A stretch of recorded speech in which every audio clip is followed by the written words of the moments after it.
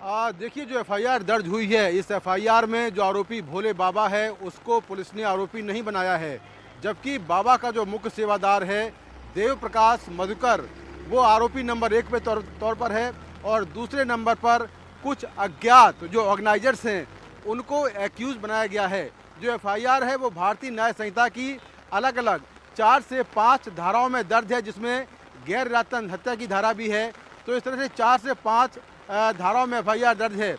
सबसे बड़ी बात यह कि पुलिस ने एफआईआर में कहा है कि जो बाबा के ऑर्गेनाइजर्स हैं उनकी तरफ से कहा गया था कि सत्संग में केवल 80,000 लोग आने वाले हैं, लेकिन एक्चुअल यहाँ पर 2.5 लाख लोग आ गए और जो पुलिस ने और प्रशासन ने जो इंतज़ाम किए थे वो 80,000 लोगों के हिसाब से किए थे, लेकिन ज़्यादा लोगों के होने की वजह से जो पूरी व्यवस्थाएं हैं वो चरमरा गईं।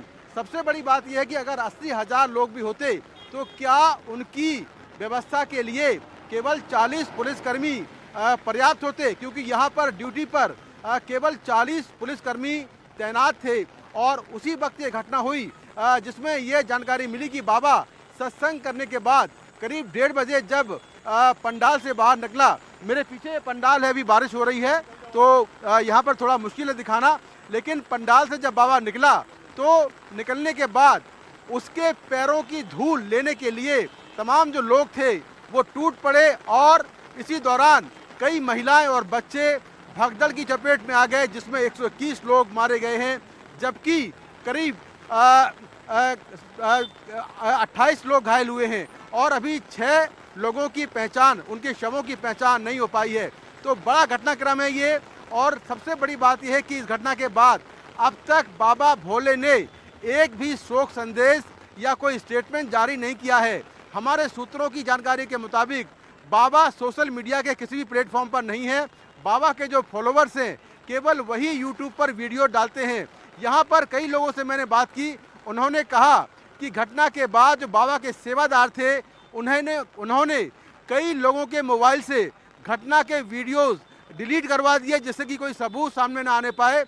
तो जो बाबा के सेवादार हैं वो एक खास तरह के ड्रेस कोड में रहते हैं। पुलिस के मुताबिक जो प्रोफार्मा दिया गया था बाबा के ऑर्गेनाइजर्स को, उसमें तमाम शर्तें होती हैं कि जहां पर पंडाल लगा था वहां पर इमरजेंसी गेट होना चाहिए था, एंट्री और एग्जिट पॉइंट होना चाहिए था, कम से कम 5 एम्बुलेंस होनी चाहिए थी। तो ये सारे इंतजाम बाबा की ओर से यहाँ पर नहीं कराए गए थे। सबसे बड़ी बात यह है कि इतना सब होने के बाद भी एफआईआर में बाबा का नाम आरोपी के तौर पर नहीं है। तो बाबा कहाँ है इसको लेकर अभी कोई जानकारी नहीं मिली है, लेकिन निश्चित तौर पर एक बड़ी प्रशासनिक लापरवाही जिससे ये सत्संग त्रासदी में तब्दील हो गया। मरने वालों में अधिकतर जो लोग हैं वो लोकल के नहीं हैं, बाहर के हैं, अलग अलग राज्यों के हैं। हालांकि बाबा की जो फैन फॉलोइंग है वो पश्चिमी उत्तर प्रदेश में काफ़ी ज़्यादा है और दलित समाज के लोग या गरीब तबके के लोग या बच्चे और महिलाएं बाबा के ज़्यादा फॉलोवर हैं।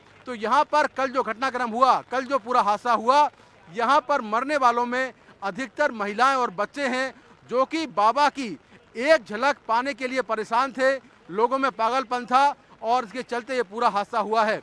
तो एफआईआर दर्ज हो गई है, लेकिन अब तक कोई भी आरोपी इस पूरे मामले में गिरफ्तार नहीं किया गया है और एफआईआर में बाबा आरोपी के तौर पर बाबा का नाम नहीं है।